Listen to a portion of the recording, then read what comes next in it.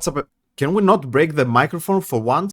What's up everybody, welcome back to another Remnant 2 build video. In this video I will show you my 8 personal best loadouts that I use all the time. Some of them are top dog DPS builds and some of them are very fun to play. We will showcase every single build by killing a different boss, and after that we're gonna have a small build breakdown without too much analyzing so we can see all the builds faster. If you want the full detailed build breakdowns for these builds, you will find them in the previous uploads. Let's not make this intro any longer, let's jump right into it. The first one is going to be the Firestorm and Meridian build. The philosophy behind this build is to trap an enemy in a firestorm, swap to your Meridian, start shooting your mod of the Meridian, then turn back to Firestorm and then use the Firestorm. The Harmonizer will give you more shots for the Meridian, then use the Meridian and then cycle through these two mods until the boss just melts. Whilst you are playing this build and you have your focus on the mod swap, you will lift your eyes up and you will see after like 20 seconds that the boss has no HP left, and it's truly amazing. I love this build, and when the things get tough but I also want to play something very fun, this is my go-to build. For our beloved Corrupted Meridian build, we are using Detonation Trigger, Singed Ring, Burden of the Seolist, Burden of the Destroyer, and Stone of Malevolence. On the Meridian we are using Failsafe. On the Sparkfire we are using Firestorm and Harmonizer, and on our Heart we are using 10% mod damage, 10% elemental damage, and minus 10% mod cost. And here on the right you can see the traits. Oi oi oi, what I have here for you guys. Have you ever seen One Face Keula without the tentacles? We killed Keula in 19 seconds with this amazing Deceit build. Take a look at how this thing shreds. Pro tip, we also use the Blue Mist, which will make us do 10% extra damage. Boss without weak spots, this is your build.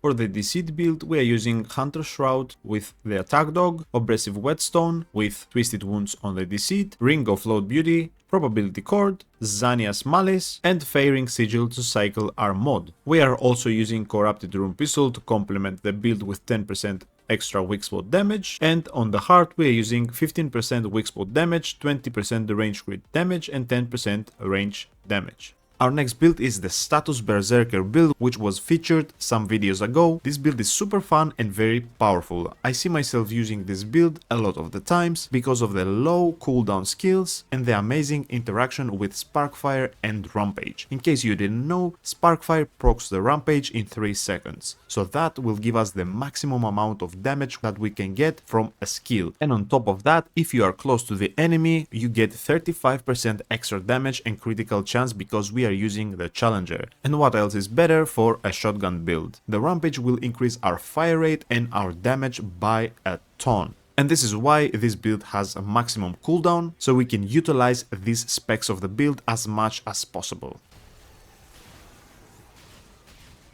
For the Status Berserker build, we are using Miasma and Rampage, Legacy Protocol, Burden of the Rebel, Singed Ring, a Honey Crystal Ring, Probability Cord, Enigma with Milestorm, Sparkfire Shotgun of course with Overflow and Fetid Wounds, and on our Heart we are using minus 10% skill cooldown, plus 20% range crit damage and 10% range crit chance. Here on the right you can see the traits. Our next build in the list is more of a fun to play but also very powerful Perma Havoc build. The philosophy behind this build is to always use your Havoc for DPS and nothing else, except the 2 mods that you are always cycling through before you activate the Havoc. A normal cycle for the build would be activate your turret, overcharge it, use your Nebula mod and then your Firestorm, and then activate your Havoc to shred the enemy. After the Havoc ends, you repeat the process without the overclock if it's on cooldown. If it's not, you do the same. The reason why we are using the Vulcan turret, the Firestorm and the Nebula mode is because they do multiple hits and they help you with the Devour Loop ring that we are using in this build to reset our Havoc. It is very important before every Havoc activation to use both of your modes, because this way 90% of the time you will have your Havoc back.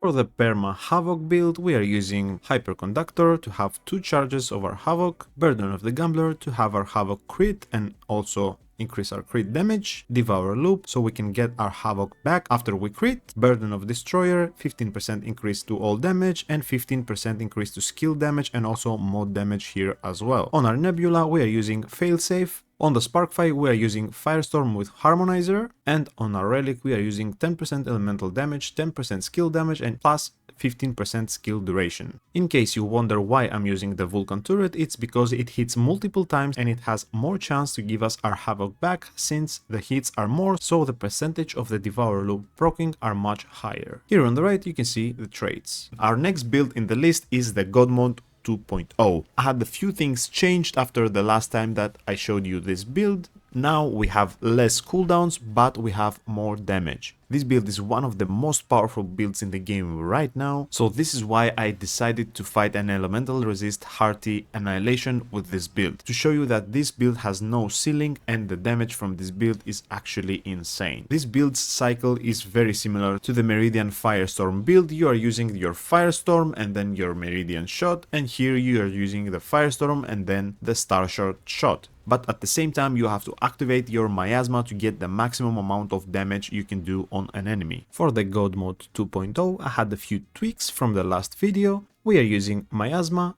with Havoc, Golden Ribbon, Stone of Malevolence, Burden of the Seolist, Singed Ring, a Honey Crystal Ring, Starshot with Failsafe, Smuggler with Tainted Blade, Sparkfire Shotgun with Firestorm and Harmonizer, and on our Relic we are using 10% elemental damage, 10% mod damage and minus 10% skill cooldown. And of course we also use Xenoplasm. Here on the right you can see the traits.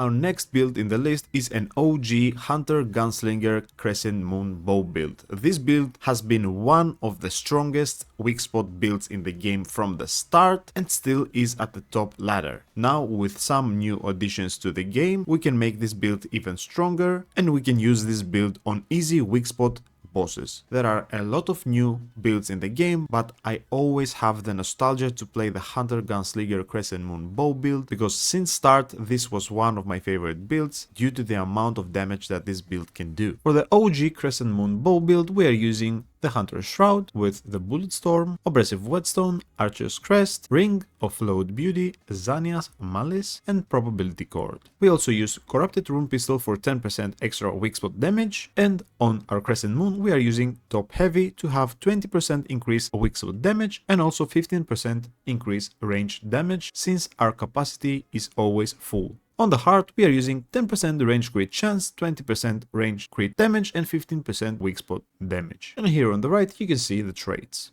The next build is a very recent addition to my loadouts, which I kept and loved after creating the video about it. It's the Savior Anguish No Reload Swap build. This build does a lot of damage. It's very fun to play because I really hate to reload guns. And also guys, am I the only one that want to use these guns because I worked hard for them? It is very sad that many people worked very hard for these guns but never used them in the end. This is why I have saved this build to use these guns that I really worked hard for them whenever I want.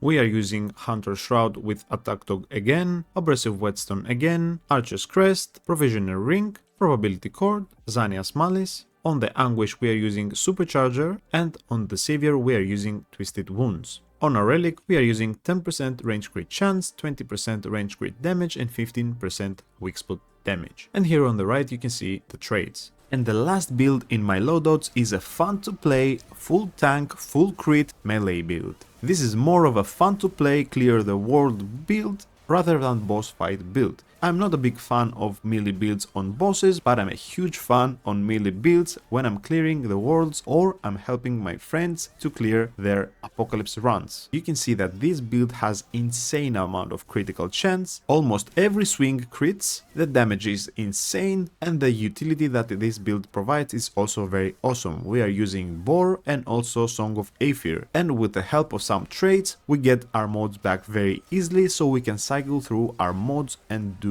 effective damage to elites as well, but also clear small adds too. And while we have all this damage, we also are very tanky. We have 61% damage reduction, our health pool is enough to tank many shots, and our healing from the Crystal Heart or the Resonating Heart is non-stop. Every single build that is featured in this video is 100% optimized except this one. This one is more of a fun to play build that I use to play when I'm messing around with my friends or I'm clearing the world by myself and I want to have some fun. There are many melee builds or tank builds out there that are optimized. This is just a marriage of these two builds and trust me, is a very fun build to play.